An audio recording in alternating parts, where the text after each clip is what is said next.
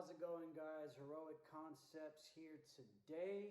And before we get started, it's a freaking ant over here, I'm sorry. Before we get started, like usual, help me out with the YouTube algorithm. Hit the like button, leave a comment down below. And if you guys have any questions, feel free to shoot me a DM at AndyConcept87 on Instagram. That is the best way to reach me. Today I want to talk about teachability and something I had to learn this past year that I was away from doing videos. Over a year I was away from doing videos, I think. I'm going to tell y'all a story. And I know, y'all love stories, so I got a good one for you guys, okay? And you know what? I want to give a special shout out to my boy, Alfredo. The one and only subscriber that I ever met in person. He's actually plays like a very tiny, insignificant part of the story, but I just want to bring him up because I know he was there, so he might remember this. Anyway, so earlier last year, maybe around the time I had just gotten baptized, maybe a little bit after that, on Fridays, I started this small men's group. And basically what those are, it's essentially what church is, believe it or not. Church isn't just this this big building you know, a bunch of believers gather in to hear some dude preach on a pulpit about, something that's in the Bible. Church is when two or three believers gather together and they discuss the word. They talk about what's going on in their life and how, they learn about the word and see how it applies to their life. You know what I'm saying? So church is really just anytime you're hanging out with other believers, really. You know what I'm saying? And you're talking about the Lord and, he's there dwelling amongst you all. But anyway, so that's what these are. We call them small groups or life groups. You might have heard that before. Anyway, so one week I decide to invite two of the younger guys from church to the group, and I invited Alfredo, who's not even a believer. He's like I don't know if he's still an atheist or if he's agnostic at this point, but I was just low key trying to convert him, so I invited him. I'm just messing with you. But anyway, so I invite him to the meeting. He comes through, and anyway, one of the guys in the group that I invited from church, you could tell something's bothering him, and he talks about basically he had just gotten dumped by his girlfriend and he was feeling down about it. And my uncle at the time was in this group, and he just gave him some words of encouragement. He was like, hey, something along the lines of, there's a godly woman out there for you, just hang in there and God will get you something better for you, whatever. Just something nice, whatever. After the whole group meeting is over, he's like, hey man, do you want to hang out afterwards? There's this arcade bar here in Orlando called Player One. He wanted to go to Player One. And I was like, to be honest with you, that particular day, it was my Friday. I just got out of work. I was like, I didn't really want to do it, but I could tell he was really, he was sad about what he was going through with the girl. So I'm like, all right, I'll hang out with him. Let me, just lend an ear and be company, to a guy who's going through a hard time. And anyway, he keeps talking about this girl. Just talking and talking and talking about it. And, I honestly, at that particular day, you see, this is early on in my Christian walk. And again, I'm still early on. I'm right under a year at this point. Next month will be my 1 year anniversary, but from when I was saved. But I didn't really know what grace meant at the time. I was like, what does that mean? I know it sounds so, goofy, but it's stupid. But I really didn't know. I was like, well, what does grace mean? I just know I'm a Christian. You're a Christian. We both believe in the same book. We're both supposed to live by the same standards. So basically, I have a license to just shoot a bunch of truth darts at you, and you just got to take it because we all live by the same standard. So I didn't understand how to be gracious with my words, or I didn't understand that, there's a time and place for telling people the truth. I didn't understand at that particular time that I had this one-size-fits-all approach to communicating with men. And you guys know how I've done those of you who've been here know that I'm just a tough love, straight shooter type of dude. I'm just like, here's the truth, here's the answer, start doing it. You're welcome. That's the kind of guy that I am. And, hopefully I'm not that much of a prick when I do that, but I probably was in the past. And that's exactly what happened with this particular guy. So again, he starts talking about this girl, and he's like, yeah, I got these codependency issues, man. And then I'm just kind of listening to all this, and I'm like, okay, man, I don't want to talk about this anymore, but I'm assuming since you're telling me about all this, you probably are giving me permission to speak into your situation, so I'm going to tell you the truth. Codependency is unattractive to women. And throughout the rest of the night, right? So from the time we leave my house, and by the way, we get in my car, we drive all the way to Player One, and I'm talking about this girl, and I'm telling him how he's messing up, and I'm like, just stop doing these things. Here's the answer. Let's have a good time. I didn't want to hear about it. And by this time, I was sober, but I knew I was going to go to this bar and I was going to have more drinks because I like to have a good beer. You know what I'm saying? That's what I like to do. I like beer. So by the time we get done, right, we leave Player One, and again, so we're leaving Player One. I'm going to my car. I notice he has this long look on his face. He looks down, and I'm like, hey, man, you all right? You doing okay? And he goes, hey, man, can I just be honest with you? And I'm like, of course you can be honest with me. Yeah, speak your mind. What's up? And he's like, you really know how to kick someone when they're down. You know that? And I'm like, what? What do you mean? What did I do? And so he goes on and starts opening up to me about how basically if he says something, well, no, first he says this. First he says, if you knew Jesus better, you wouldn't talk, you wouldn't have spoken to me the way you did today. And I'm thinking to myself, are we talking about the same Jesus who spoke truth to authority, the same Jesus who was crucified for speaking the truth?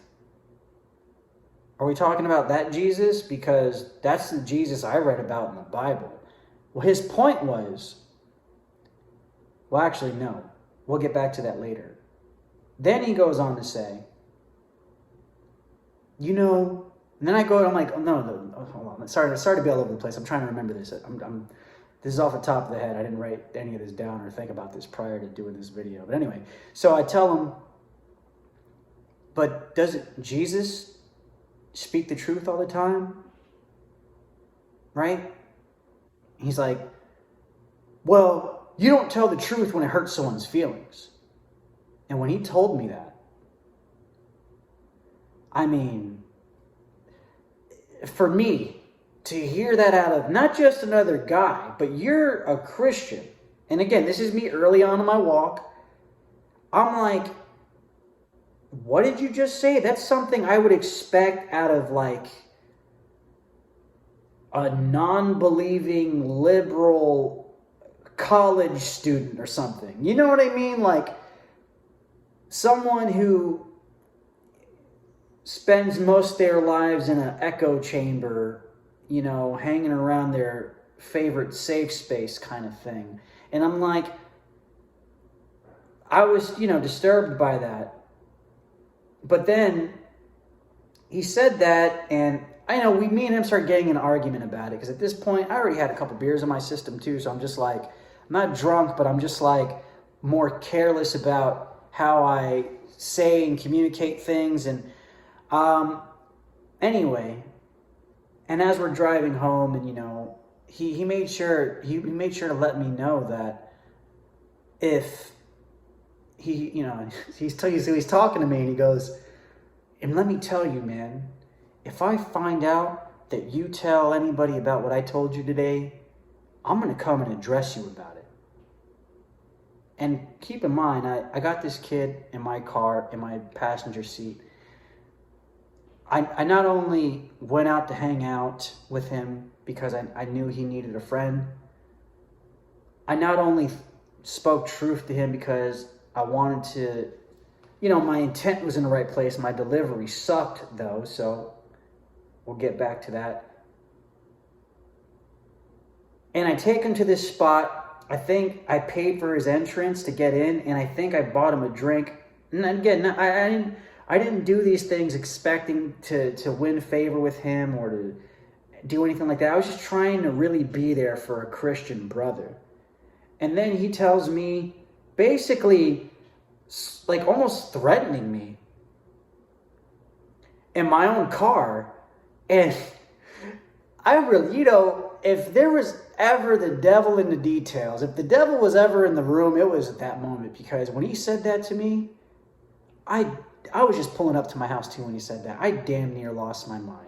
I was about to grab this. No, actually, wait, so hold on a second. So then, I'm catching myself getting very angry after he said that. And I'm like, this isn't the time to get angry. You're a Christian now. Surrender that to God.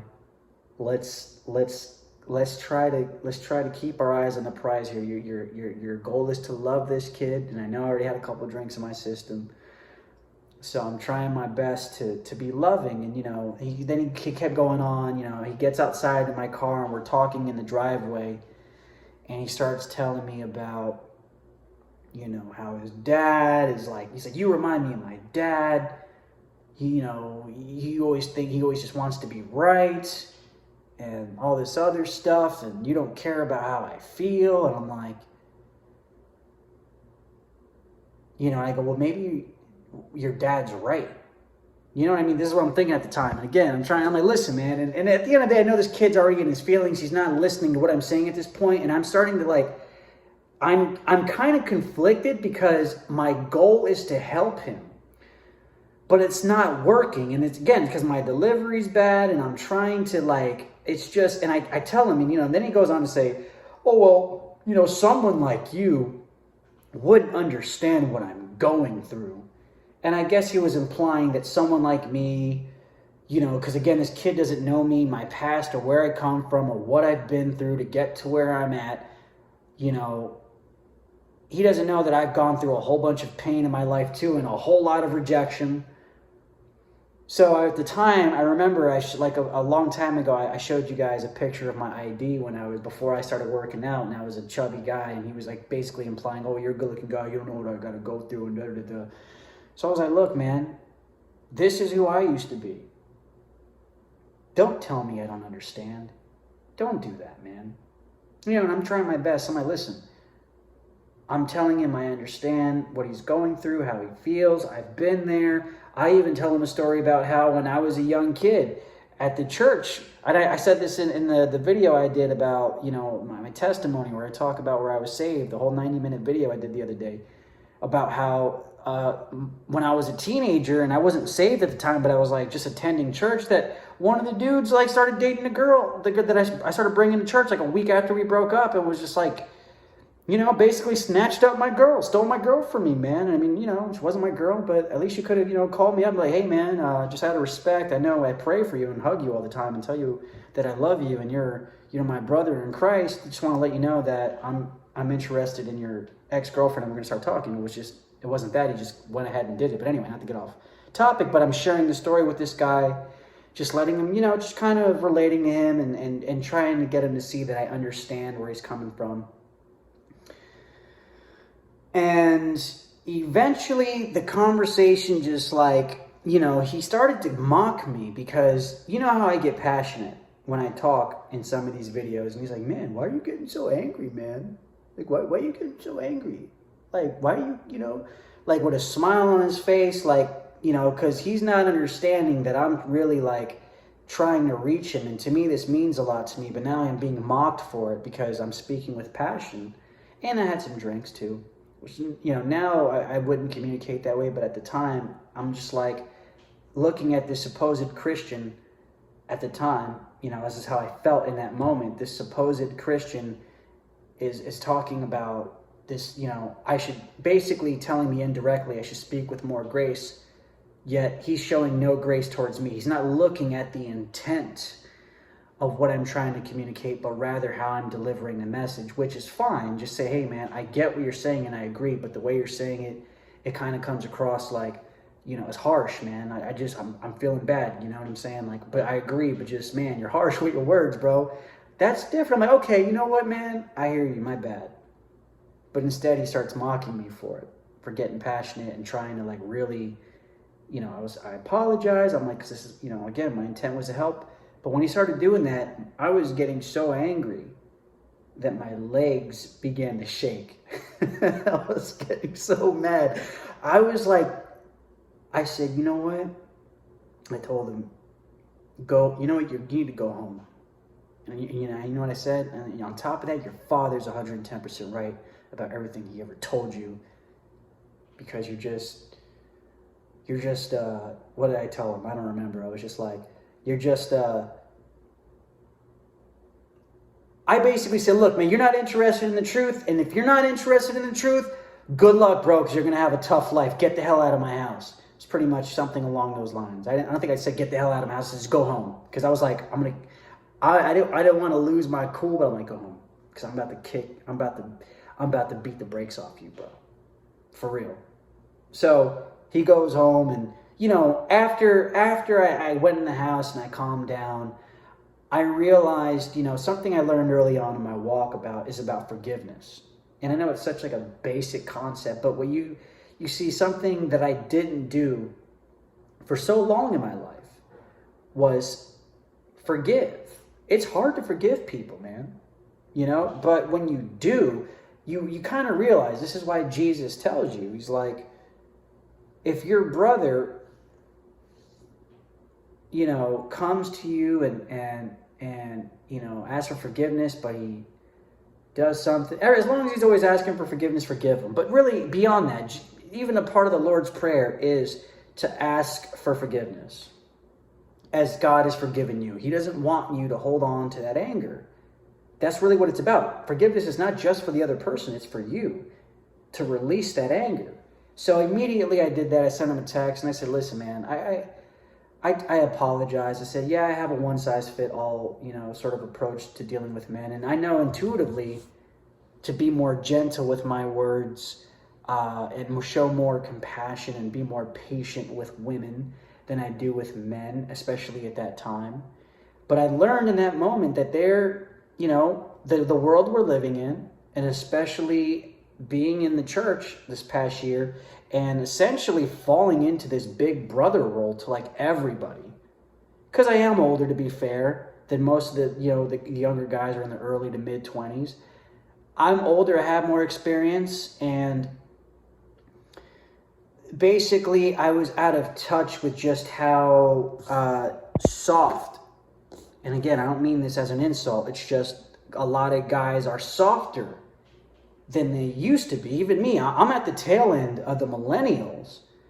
But when we were growing up, at least we had like gangster rap. You know what I mean? Like we had DMX and,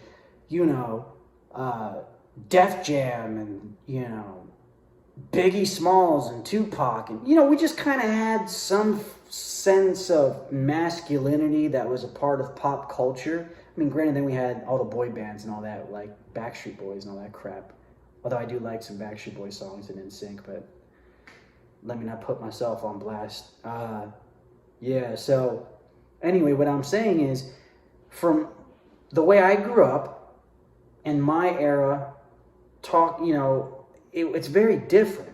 Men, I had to learn that, and I had to learn, listen, just because the times are different, it doesn't mean I got to adapt to the times and find a way to reach them. Learn how to, and again, like Jesus says, man, he was harsh when he rebuked like the Pharisees and the hypocrites. He didn't like hypocrites. The ones who who were not willing to admit they were putting on a show, a performance, like they were holy and righteous people, the Pharisees. But Jesus is like, man, you guys are clean on the outside, but full of crap on the inside. So people like that, Jesus didn't like. But people who were ignorant to some things, were unaware, he was gentle with his words. He was gracious.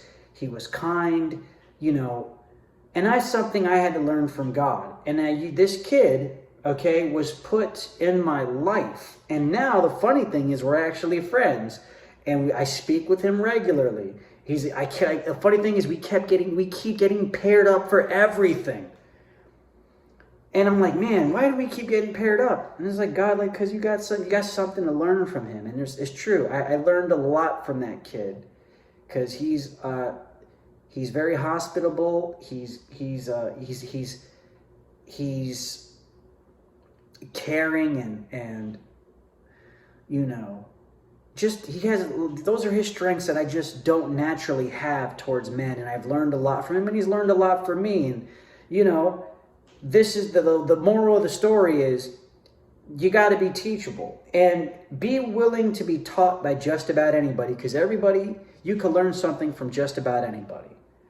And that's something that I had to learn. I had to humble myself as this YouTube self-help guru guy, and I'm a masculine guy, all that crap.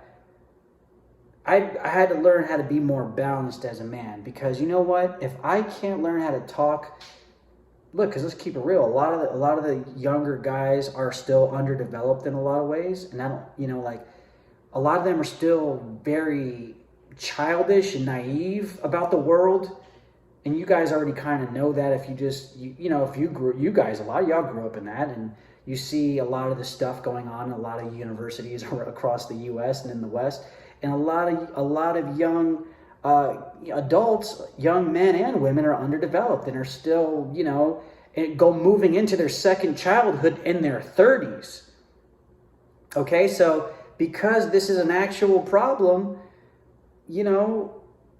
the truth needs to be, it can't just be shoved down your throat. It needs to be fed little by little.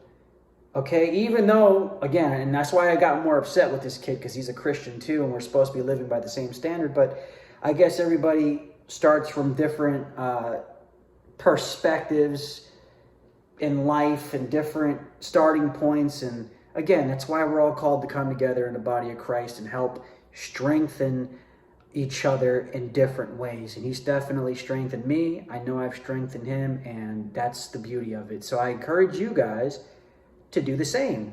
And it's an example of be open. First of all, lead with love. Be loving towards everybody. Entertain a conversation, and don't be surprised. Actually, expect to learn something new from that person. Maybe not right away, but at some point you will. All right. Anyway, that's just what I wanted to say with today's message. I hope you guys enjoyed the video and the little story. I love you guys. God bless you all, and I will see you again in the next video. Take care.